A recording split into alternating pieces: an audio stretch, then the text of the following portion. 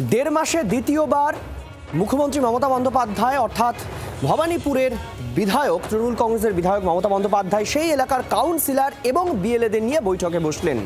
সূত্রের খবর, মমতা বন্দ্যোপাধ্যায় নির্দেশ দিয়েছেন দুটি এলাকার বিশেষ করে স্ক্রুটিনিতে নজর রাখতে। ভোটার তালিকায় নিবিড় সংশোধন শুরু হওয়ার পর গত বছর 16ই ডিসেম্বর ভবানীপুর বিধানসভার বিএলএদের নিয়ে বৈঠক করেন মুখ্যমন্ত্রী মমতা বন্দ্যোপাধ্যায়। সেই বৈঠকেই এসআইআর নিয়ে দলকে সতর্ক করে দেন। একই সঙ্গে দলকে মাঠে নেমে পড়ার নির্দেশও দেন তিনি।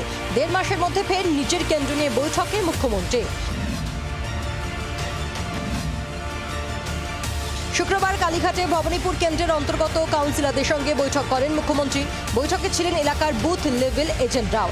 সূত্রের খবর, বৈঠকে মুখ্যমন্ত্রী বলেন, লজিক্যাল ডিসক্রিপেন্সি দেখিয়ে যাদের শুনানিতে ডাকা হয়েছে এবং যাদের নাম চূড়ান্ত তালিকা থেকে বাদ পড়তে পারে, দুটি তালিকাই আমার চাই। 77 নম্বর ওয়ার্ডে ইচ্ছাকৃতভাবে বহু ভোটারের নাম বাদ দেওয়া হয়েছে। দলীয় সূত্রে খবর, ভোটার তালিকা সংশোধনের প্রতিদিনের রিপোর্ট মেয়র ফিরহাদ হাকিমের কাছে জমা দিতে বলা হয়েছে। ফিরহাদ মারফতই তা পৌঁছবে দলনেত্রীর হাতে। আজকের বৈঠকে প্রায় 30 থেকে 35 মিনিটের বৈঠকে মমতা বন্দ্যোপাধ্যায় বৈঠকে উপস্থিত সকলকেই বলেছেন যে মনে রাখতে হবে এবারের লড়াই দুরাচারের বিরুদ্ধে লড়াই, দুরাচারের বিরুদ্ধে এবার ভোট, সেই ভোটে আরও পরিশ্রম করতে হবে যাতে কোথাও এই এসআইআরের নাম বাদ দেওয়া যে চক্রান্ত চলছে তাতে সফল না হয় নির্বাচন কমিশন এবং বিজেপি। মুখ্যমন্ত্রীর এই ভবানীপুর বৈঠক নিয়ে কটাক্ষ করতে ছাড়েনি গেরুয়া শিবির। মুখ্যমন্ত্রী বুঝতে পারছেন পায়ের তলা থেকে মাটি সরে যাচ্ছে, ভয় পাচ্ছেন।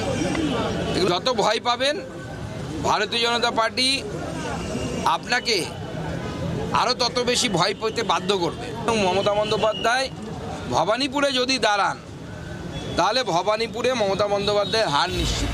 ফেব্রুয়ারির মাঝামাঝি এসআইআরের চূড়ান্ত তালিকা প্রকাশ হওয়ার কথা, তারপরেই ভোট ঘোষণা করে দিতে পারে নির্বাচন কমিশন।